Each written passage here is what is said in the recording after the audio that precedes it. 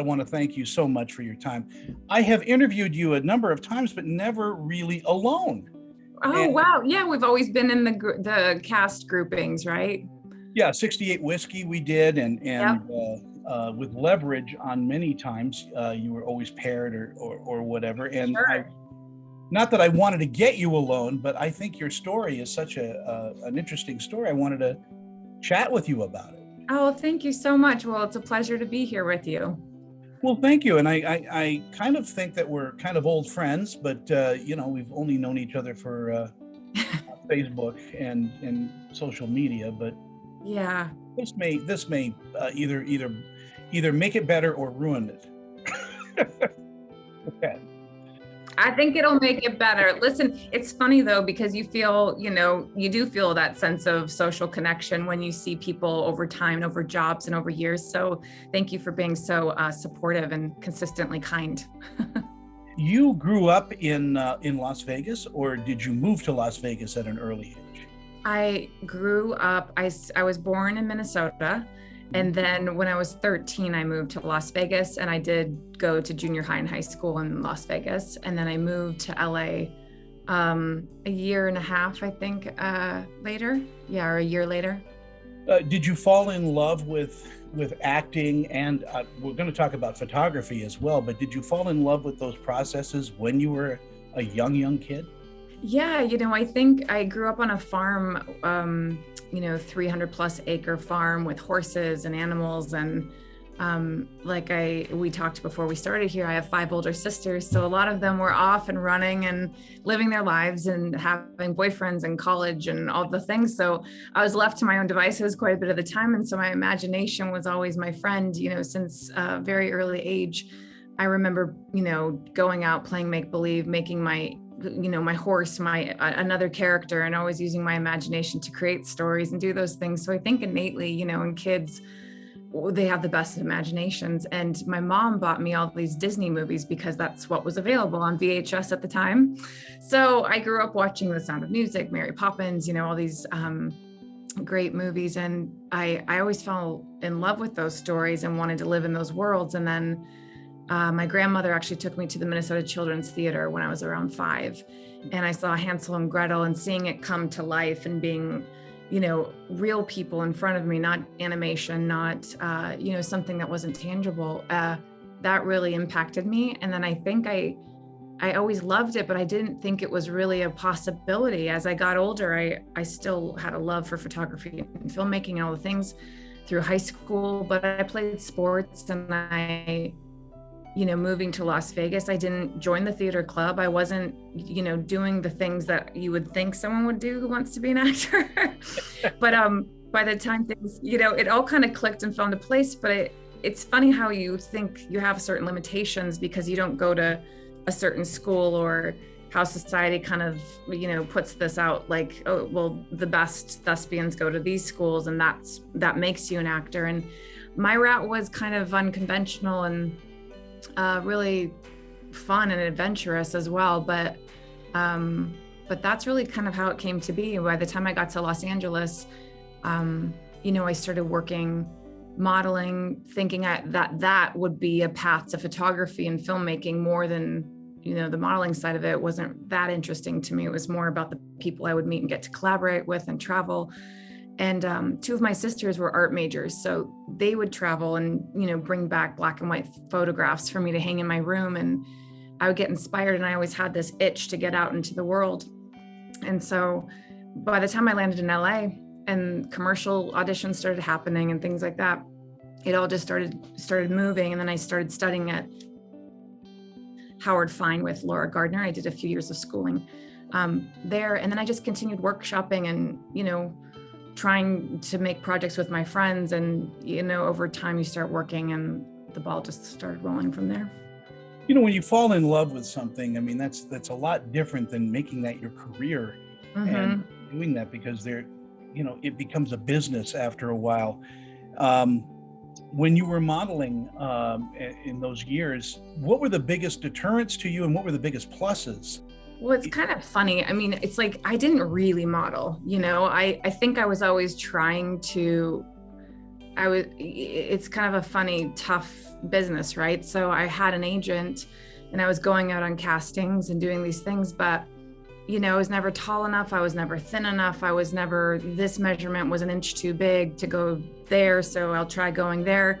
And I think over time, it just kind of wore me down and my self-esteem got really bad. And I was like, what am I doing? I don't even want to do this. Like, I don't want my life to be based on my looks. And obviously this is the entertainment industry and we all want to say that, but to a degree, of course, what you look like comes into play when you play a character, whatever that means, you know what I mean? But for this particular thing, I had a great talk with my agent at the time and she said, I don't want to see you go through this anymore. And I had booked little jobs and things like that, but I wasn't like in New York doing runway or any of that stuff.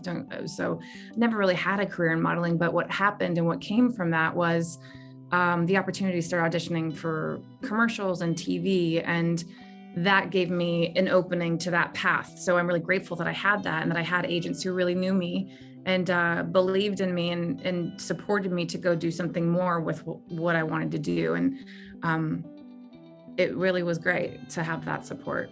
When you're out and you're starting your career and getting that first paycheck for whatever it is, must be one of the joyful moments in somebody's life. Oh, absolutely. You can pay your rent.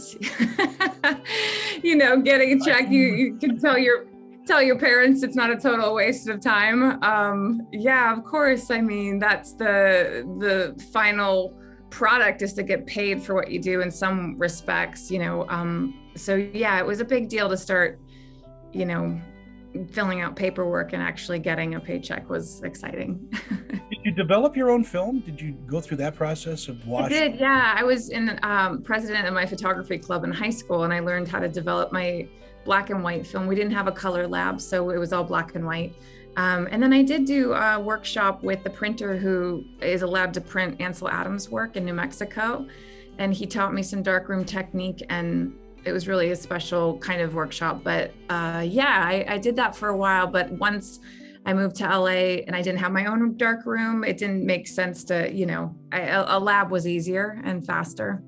It's lights and darks and it's filling in the blanks kind of with your own imagination, because you could have a navy blazer on and a gray shirt is the example they give, but then it just comes out as maybe gray and black, So I always loved with still photography, the ability to find those gray zones and correct exposure. And then there's a whole, playing field in the darkroom. When you get in, you get to experiment and try things and start over if you screw it up. And it's like a little science lab. I love it.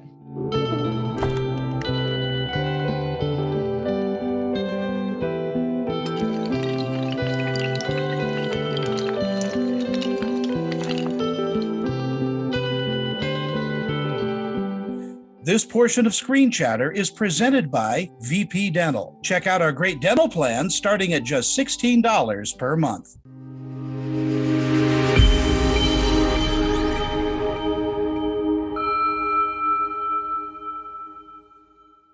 Tell me a little bit about working on the Hartford stage. Oh, okay. That was a dream come true, working with Darko Tresnik, who's just an icon. It was his last project as artistic director there. So it was a really special time. And Samuel Baum, who wrote the play, I had actually done a pilot with him called Surgeon General, Jason Isaacs and Michael Coulter and a bunch of us and Sean Aspen. So we knew each other back then, but the way that came about was really strange. I was telling my friends, I really want to go do a play. I want to get into doing live theater. I don't really know where to start. And, then I'm at a dinner and I see Samuel and he's talking about this play and they've been trying to cast it for months and months and months and they can't find anybody. And he looks up at me and goes, wait a second, you're like Catherine, would you tape for this? And I was like, are you kidding? Of course. So I went through the audition process and then, getting a call from Darko and having kind of an interview with him to make sure I was willing to put in the work and not just a spoiled TV actor, but all the questions, and we chuckled about it. But by the time I got there, I was so excited and nervous, and I never really, I think I always had a fear of it because I thought, how do you how do you bring that emotion night after night after night and keep it fresh? And, you know, I had the faith, but there's a level of fear and anxiety that kind of can come from that. But the rehearsal process was amazing. And I got to work with this group of, the talent in that group of people was just mind blowing. And I loved all of them so much, and they embraced me, and you become a family like any other project, right? But the live nature and the audience being there and contributing to each performance, I was hooked. Like I want to do more of it. I loved it so much. And speaking of families, this family that you're in and you've been in for quite a while, the Leverage family, I mean, I adore every one of you. First of all, you know, Leverage is one of my favorite shows, and I watch it, and I watch the new Leverage Redemption as well. Right. I don't think I have seen a group of people who work so well together. It must be a very rare and unique situation. I think it is. I'm happy that you love it as much as we do. Thank you for that.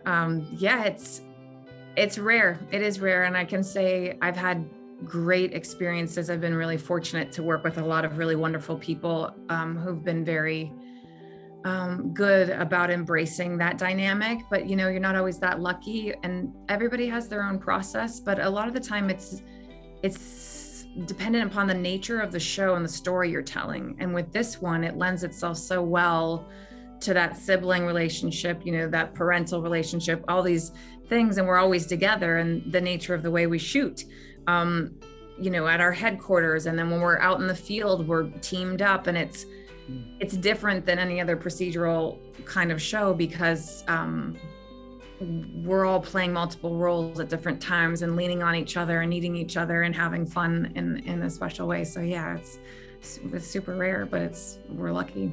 Do you, as an actress, lean more toward comedy or more toward drama? Well, it's funny. I think I love it all. I love it all, but you'll find when you're acting that you do one job that's a drama, and then you're called in for all dramas. You know, every audition is a drama. And then you do a comedy. Oh, wait, you can be funny. Okay. Your, you know, last job or your last success is usually, I find, what people see you as, and they want to bring you in for those things. But now I feel like I've got a nice mix under my belt, and I do like having a break from drama and going back into comedy, because it's just so fun and playful, and it's a different energy and pacing, you know? So I like both. I like both a lot. It seems to me that you tend to accept roles that are kind of both. I mean, 68 Whiskey was a beautiful, beautiful role, and it did have its laughs, even in the most horrific kind of situations. It really did. That show was so special to me. I'm so sad we didn't get to go again. You know, when with COVID, it just added so much money, and they couldn't do it. But all the protocols and everything that would have had to go in place, we just couldn't do it. But I was so excited because the writers saw the chemistry between Usman Ali and myself, and we'd actually done another pilot together before that in Atlanta with a great cast, and we really hit it off. And then we got to play opposite each other, and we were so excited. And so when we got that call, it was like, oh. But Sam Keeley, everybody there, Jeremy Tardy, everybody was fantastic. Christina, I don't know. I was actually very lucky to be with a group like that too, who could do comedy and drama. And the storytelling, you know, they said it's kind of like MASH, right? So you're going to be in a heavy sort of, the context in certain moments is going to be really heavy, but your job is to bring the levity and also the reality of we're all human beings surviving in extreme circumstances in moments like that. So I was just excited to go dig even further, you know, and I felt like that happens. I feel like that happens sometimes. You get cut short. What was it like to get the phone call from Dean and to say, look, we're getting the band back together? Yeah, that was a trip. It was crazy.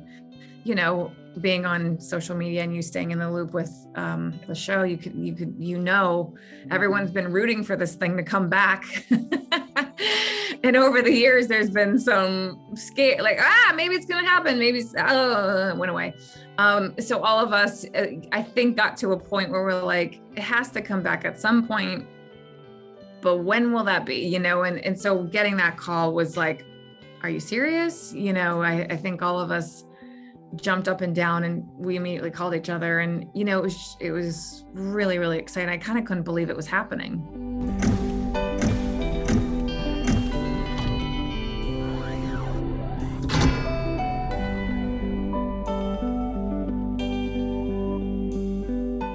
As a single mom, I want to make sure my kids have healthy teeth. Going to the dentist can be expensive. Just a simple cleaning can cost over $100. Then I found TDA, and for about $1 a day, Total Dental Administrators covers my family on over 200 dental procedures. Whether you're an individual, a family, self-employed, or retired, your acceptance is guaranteed for one of these policies. Call or click for your free information kit and see how affordable dental health can be.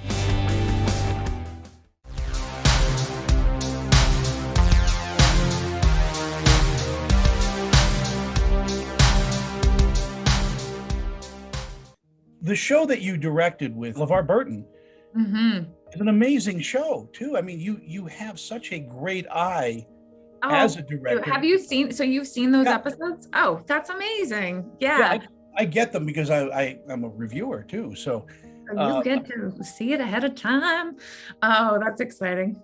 But I think your approach is just really, really good, and that comes from all the time that you've spent on sets, probably watching directors. Oh, wow. Thank you so much. You know, you're like the first person I've talked to about this who's seen it. So this is exciting. Aside from my after show leverage peeps who I love. Yeah, it did.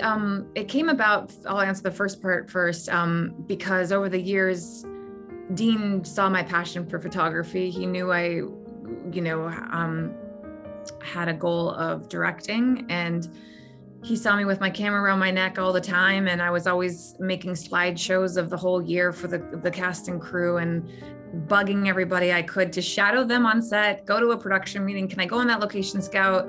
I actually flew up and shadowed Dean also on Librarians, and it was just it was something they knew I wanted bad. And so this time around, they knew I'd been making shorts and continuing with all that. And so he was really excited to say, and you're going to direct, we know you're ready.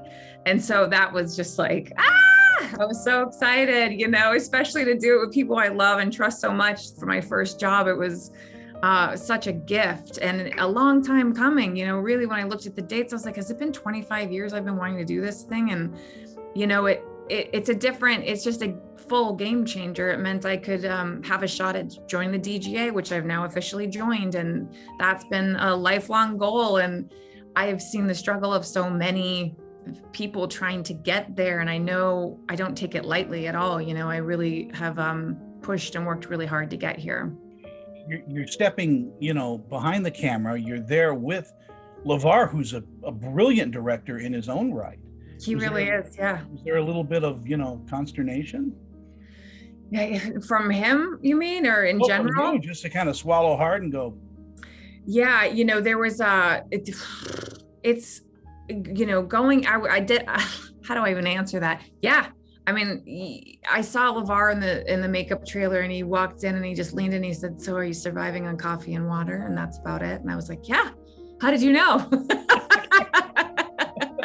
You know, but I felt like I had a comrade because he knows what it's like to direct and act and do the whole thing, you know, and I'm not comparing myself to his genius or his level of talent, but I'm just saying, like, to have someone come in who could have been very intimidating and unwelcoming and all the things you fear, but he was nothing but gracious and kind and understanding. And I had, you know, heard that he was absolutely lovely ahead of time. So I think that going in, hearing good things, I didn't feel too freaked out. But, you know, there's always the pinch me moment of like, oh my gosh, I grew up watching this guy, and, you know, being home alone, I turned that program on and it made me happy and felt better when I was whatever age. So, you know, there was all that nostalgia coming up, but not just for me, for the entire crew. You know, in the library that we built, Randall Groves, our production designer, created children's reading area in the library, and the sign says Reading Rainbow, or the Reading Rainbow corner. And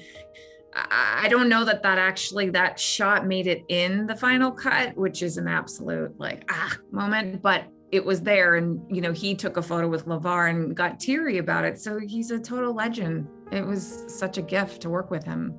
It must be a gift to work with everybody, that you're working with on Leverage Redemption, because Christian Kane is like one of my favorite people.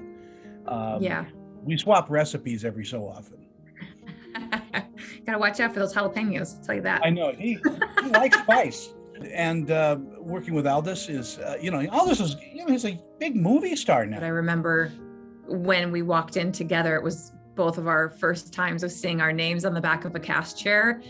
And we played it really cool. And then we walked around the corner and started jumping up and down, literally just holding hands and jumping up and down. So that's a really special memory I have with him. And I think there were a lot of firsts together on that show for us.